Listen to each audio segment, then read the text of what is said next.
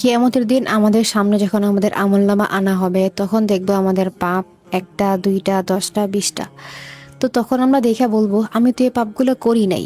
তো তখন আল্লাহ তাআলা বলবে, তুমি পাপগুলো করো নাই, কিন্তু তুমি বলছো আমার মনে হয়, আমার মনে হয় সে চোর, আমার মনে হয় সে মিথ্যা কথা বলে, আমার কাছে মনে হয় যে সে ভণ্ড।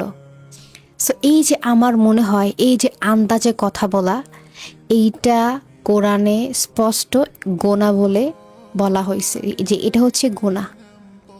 আন্দাজে কথা বলতে আমাদেরকে নিষেধ করা হয়েছে। বাট একটাবার ভাবো, আমরা এই পর্যন্ত আমাদের লাইফে কতবার আন্দাজে কথা বলে আসছি, কতবার, কত কত সবার। সূরা কাহাফে বলা আছে যে তোমাদের প্রতিটা কথা রেকর্ড করা হয়।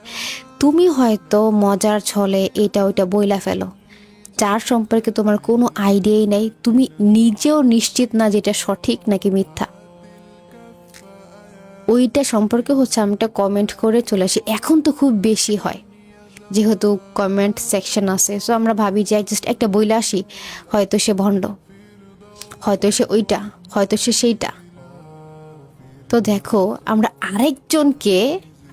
আরেকজনকে বলার জন্য নিজের পাপ কামাইতেছি, নিজের পাপের পাল্লা আমরা ভারী করতেছি, যেখানে স্পষ্ট বলা হয়েছে যে তোমরা আন্দাজে কথা বলা থেকে বিরত থাকো। আন্দাজে কথা বলাটা গুনাহ। So, আজকে থেকে একটা রুল বানাও, যেটা সম্পর্কে তুমি জানবা না সেইটা সম্পর্কে কথা বলবা না। তোমার বয়স যতই হোক, আপনার বয়স যতই হোক, এই অভ্যাসটা আমাদের বাদ দেওয়া লাগবে, যদি আমরা আমাদের আখিরাতটাকে বাঁচাইতে চাই।